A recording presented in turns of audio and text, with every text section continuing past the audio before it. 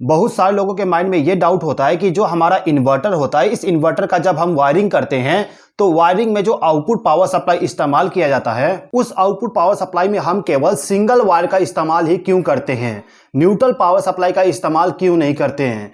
तो चलिए दोस्तों, आज के इस वीडियो के द्वारा मैं आपके पूरे डाउट को क्लियर कर देता हूं।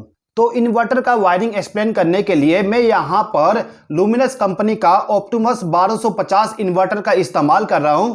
यह इन्वर्टर मेरा प्योर साइन वेव इन्वर्टर है। जब भी आप कभी इन्वर्टर को बाय करने जाओ तो वहां पे आप हमेशा साइन वेव वाली इन्वर्टर को बाय करिएगा। जो स्क्वायर वेव वाली इन्वर्टर होती है, उस इन्वर्टर से आपको कभी भी 100% इफिशिएंसी नहीं मिलेगा। तो हमेशा आप साइन वेव वाली इन्वर्टर को बाय करिएगा। ओके, ये जो मेरे पास में इन्वर्टर है, इस इन्वर्टर का रेटिंग है 1100V है। अब इस इन्वर्टर के साथ में जो हम बैटरी इस्तेमाल करेंगे, उस बैटरी का रेटिंग होना चाहिए 80 से लेकर 200 AH। मैं यहाँ पे लुमिनस कंपनी का ही 150 AH का टोल ट्यूबुलर बैटरी इस्तेमाल कर रहा हूं मेरे इस इन्वर्टर के साथ में। अब इस इन्वर्टर के बैक साइड में जो हमें 2 केबल मिलता है बैटरी को कनेक्ट करने के लिए, उसको ले जाके हम बैटरी के साथ कनेक्शन कर देते हैं। बैटरी के नेगेटिव टर्मिनल पे हम ब्लैक वायर को ले जाके कनेक्ट कर देंगे।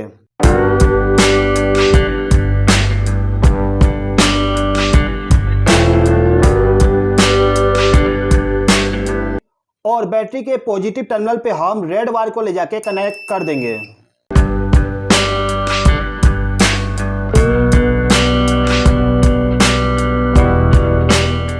अब इस इन्वर्टर का जो पावर बटन है, इसको यदि मैं प्रेस करूं तो इन्वर्टर का डिस्प्ले ऑन हो जाएगा। अभी आप यहां पे देख सकते हो बैटरी का सिंबल बनाया गया है। ये जो सिंबल है, ये सिंबल हमें ये बताता है कि हमारा बैटरी कितना % चार्ज है। इसके बाद आप देख सकते हो यहां पे L00 लिखा हुआ है। इसका मतलब ये है कि इस इन्वर्टर पे अभी हमने कोई भी लोड को कनेक्ट नहीं किया है। इस इन्वर्टर पे जितना भी आप लोड कनेक्ट करोगे उसका परसेंटेज यहां पे शो हो जाएगा।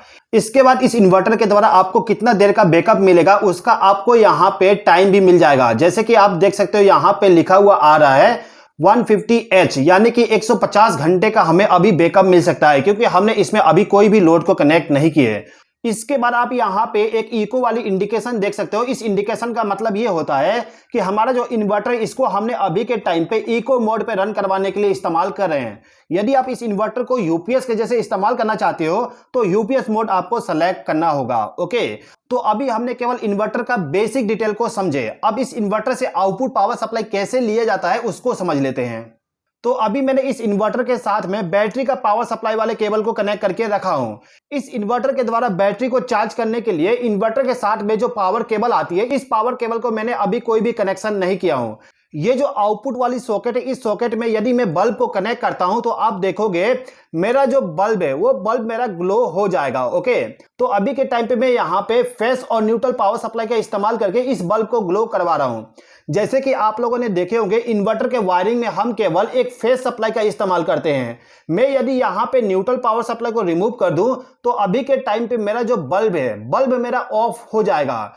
ये बल्ब अभी ऑफ इसलिए हो गया क्योंकि हमने इसको अभी न्यूट्रल पावर सप्लाई प्रोवाइड नहीं की है। अब यदि मैं यहाँ पे इसका जो चार्जिंग वाली केबल है, इस चार्जिंग वाले केबल को पावर सप्लाई के साथ कनेक्ट कर दूं, यानी कि जो हमारे घर में ग्रिड वाली पावर सप्लाई आती है, उस पावर सप्लाई के साथ इस चार्जिंग वाले केबल को कनेक्ट कर दूं और पावर सप्लाई को ऑन करके रखता हूं, तो आप इस इन्वर्टर के डिस्प्ले में देखोगे यहाँ पे चार्जिंग वाली इंडिकेशन आ गया। साथ ही साथ में आप देख सकते हो बैटरी हमारा चार्जिंग होना स्टार्ट हो गया। ओके, अब यहाँ पे कॉन्सेप्ट समझिए।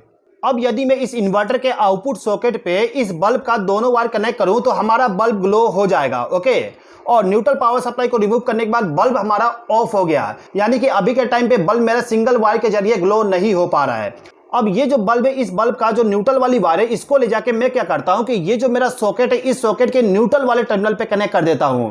यानी कि इस इन्वर्टर को चार्जिंग करने के लिए जो फेस और न्यूट्रल पावर सप्लाई प्रोवाइड किया जा रहा है, उसी न्यूट्रल पावर सप्लाई के साथ मैं इस वायर को भी कनेक्ट कर देता हूं। तो मैं यहां पे इसको लगा देता हूं।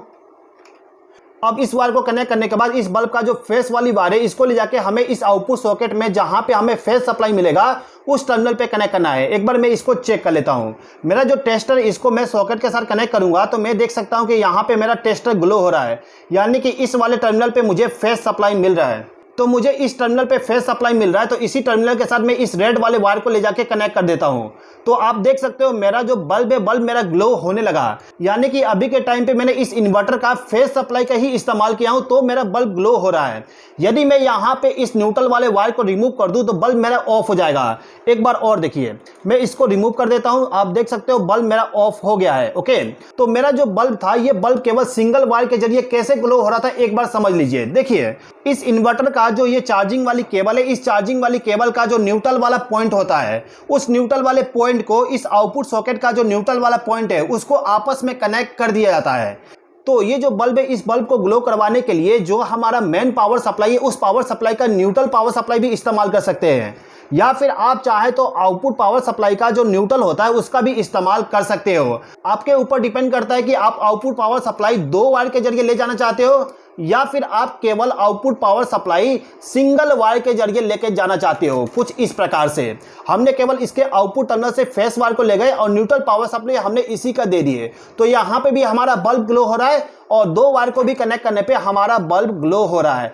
तो आपका यहाँ पे कॉन्सेप्ट क्लियर हो गया होगा कि जो हमारा इन्वर्टर होता है, इस इन्वर्टर के वायरिंग में हम 2 वायर का कनेक्शन करें या फिर सिंगल वायर का। ओके, अब दोस्तों यदि आपका इन्वर्टर बाई चांस खराब हो जाए तो इस कंडीशन में हमें इस इन्वर्टर को बाईपास करना पड़ता है। बाईपास करने के लिए आपको यहाँ पे एक स्विच मिल जाता है, जैसे कि आप देख सकते हो यहाँ पे नॉर्मल मोड लिखा गया है और यहाँ पे बाईपास मोड लिखा गया है।